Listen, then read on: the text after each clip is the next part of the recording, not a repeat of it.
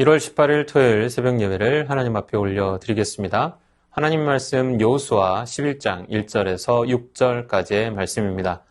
하솔왕 야빈이 이 소식을 듣고 마돈왕 요압과 시므론 왕과 악사방과 및 북쪽 산지와 긴네롯 남쪽 아라바와 평지와 서쪽 돌의 높은 곳에 있는 왕들과 동쪽과 서쪽의 가나안 족속과 아모리 족속과 헷 족속과 브리스 족속과 산지의 여부스 족속과 미스바 땅 헤르몬산 아래 히위 족속에게 사람을 보내매 그들이 그 모든 군대를 거느리고 나왔으니 백성이 많아 해변에 수많은 모래 같고 말과 병거도 심히 많았으며 이 왕들이 모두 모여 나와서 이스라엘과 싸우려고 메론 물가에 함께 진쳤더라.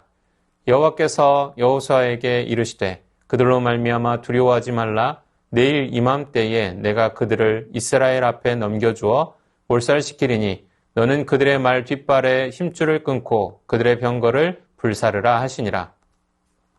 여호수아 11장을 간략히 말씀드리자면 가나안 남쪽 지역의 정벌을 마치고 이제 가나안 북쪽으로 진군하여 점령하는 내용과 가나안 정복 전쟁을 모두 마쳤음을 요약 설명하는 내용입니다.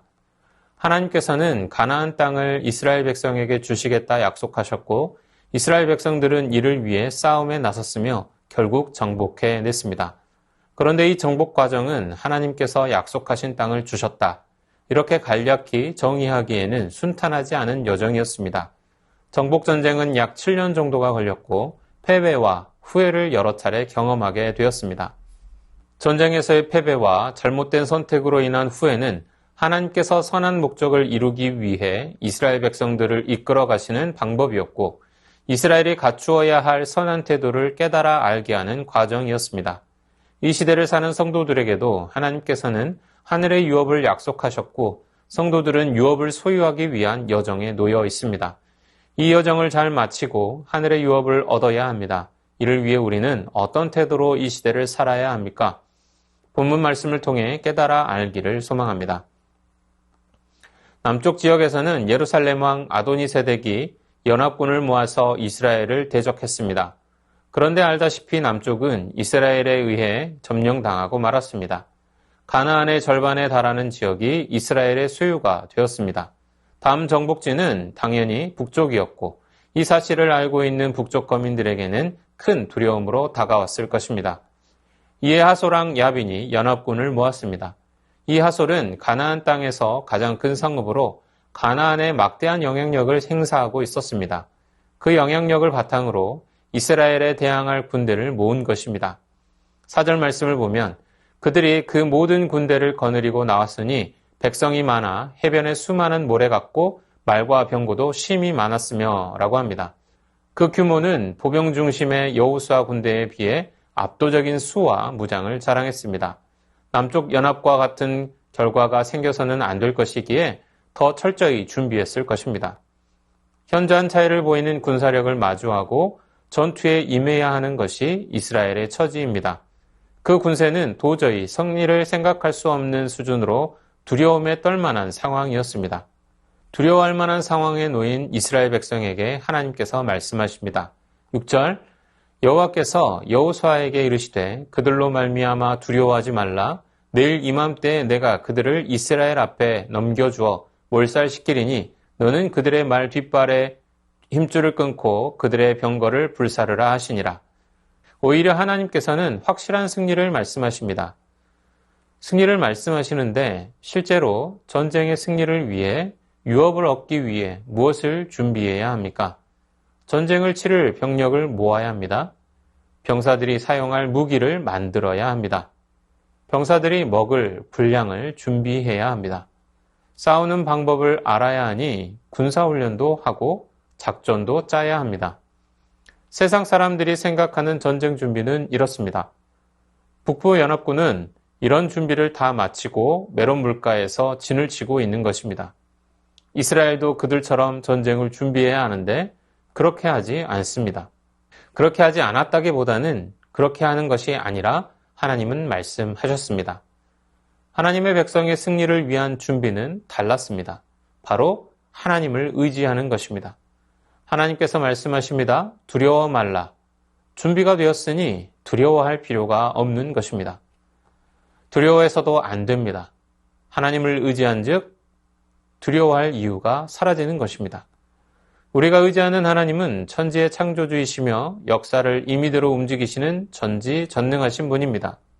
전쟁은 바로 하나님께 속한 것입니다. 그가 모든 전투 중에 임하시고 하나님의 백성을 위해 싸우십니다. 우리의 구주이신 그리스도는 어떻습니까? 그리스도께서는 죄와 사망의 권세를 이기시고 승리하셨습니다. 우리는 우리의 대적들과 사단의 권세를 두려워하지 말고 하나님을 의지해서 담대히 싸워 나가야 합니다. 승리는 바로 하나님을 의지하여 두려움 없이 나아가는 우리의 것입니다. 우리 앞에 놓인 미래는 분명 불확실하여 불안할 수 있지만 하나님을 의지함으로 그 두려움을 떨쳐낼 수 있습니다. 그를 통해 결국 약속하신 하늘의 유업을 얻게 될 것입니다.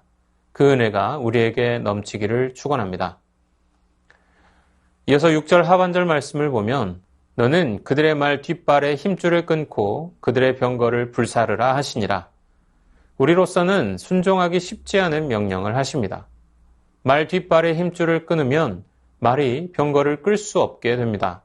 타고 달린다는 것이 불가능해집니다. 농업과 견인과 같은 일에만 쓰일 수 있게 됩니다. 이 말을 다시는 전쟁에서 사용할 수 없게 되는 것입니다. 병거는 불태우라 하십니다. 고대 사회에서 군사력은 그들이 가지고 있는 말의 수와 병거의 숫자로 가늠했습니다.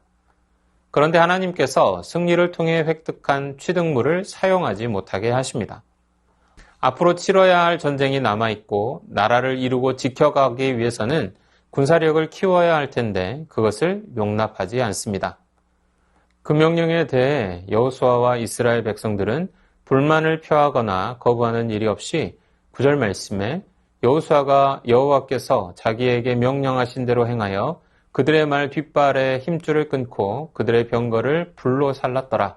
명령하신 대로 순종합니다. 이 순종의 모습이 곧 하나님을 의지하는 것입니다. 하나님께서 말과 병거를 더 믿고 의지하여 전쟁을 치르고 그것을 믿고 살게 두지 않으십니다. 하나님의 백성에게 승리는 군사력에 있지 않고 승리를 약속하신 하나님을 의지하는 것임을 다시 상기시키시는 것입니다. 하나님의 백성은 하나님을 온전히 의지할 때 승리하는 삶을 살 수 있습니다. 우리는 자주 착각하고 실수를 합니다. 보이지 않는 하나님보다 눈앞에 보이는 물질과 사람이 더 커 보이고 그것들을 의지하곤 합니다. 그런 우리에게 하나님께서는 말씀하고 계시는 것입니다. 세상적으로 의지할 것들을 과감히 버리라고 말씀하십니다. 하나님은 우리가 세상적인 의지를 버리고 온전히 하나님을 의지할 때 우리를 도우십니다. 세상의 것은 우리에게 온전한 도움을 줄 수 없습니다. 오직 하나님만 의지하고 살아갈 때 하나님의 온전한 도움을 받을 수 있습니다. 하나님보다 더 의지하고 있던 것이 있다면 과감히 끊어버리고 하나님만 전적으로 의지하시기 바랍니다.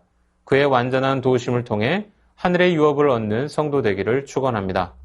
주신 말씀 기억하며 함께 기도하겠습니다. 미래의 불확실함 속에서도 하나님을 의지함으로 두려움을 떨쳐내고 약속하신 하늘의 유업을 얻는 성도들 다 되게 하옵소서. 하나님보다 더 의지하고 있던 세상의 것은 과감히 끊어버리고 하나님만 전적으로 의지함으로 완전한 도우심을 받는 성도 되게 하옵소서.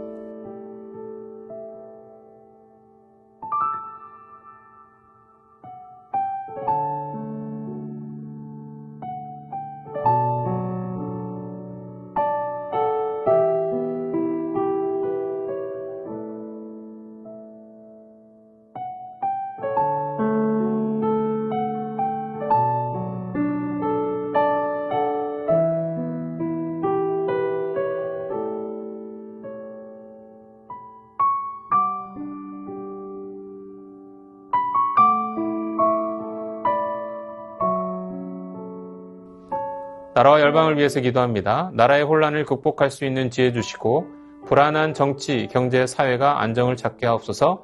LA에서 시작된 산불이 확산되고 있습니다. 산불이 속히 진압되게 하시고 집을 잃고 가족을 잃은 이들을 위로하시고 삶을 회복하옵소서. 북한을 사로잡고 있는 공산주의와 인간 우상의 견고한 진이 예수 그리스도의 이름으로 무너지게 하옵소서.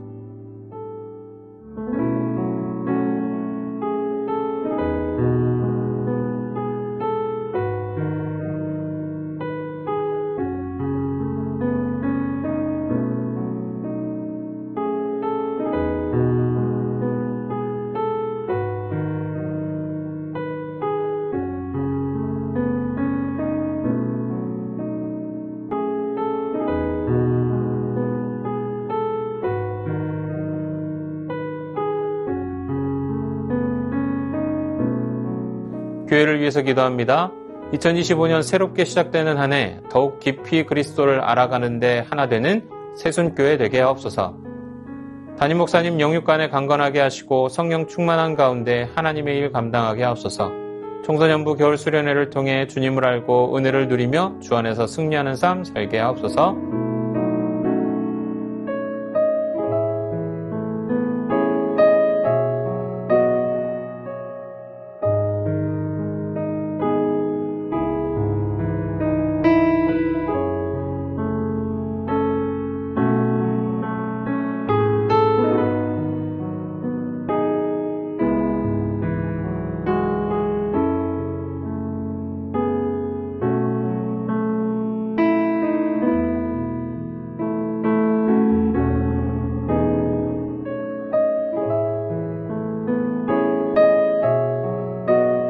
선교사님과 환우분들을 위해서 기도합니다. K국 연미족 정봉 선교사님을 위해 장기적으로 진행될 신학교 사역을 위해 신중하게 기도하고 생각해서 잘 결정하고 준비되어져서 사역을 잘 할 수 있도록 K국에 있는 다음 세대에게 좋은 소식이 전해지고 양육되어져서 중앙아시아와 러시아 권역의 선교를 감당하도록 환우분들을 위해 기도합니다. 삼교구 조정순 권사님 남편 백형우님 뇌출혈로 입원 중입니다. 일반 병실로 옮겼지만 아직 회복이 필요합니다. 주님 치료하여 주옵소서.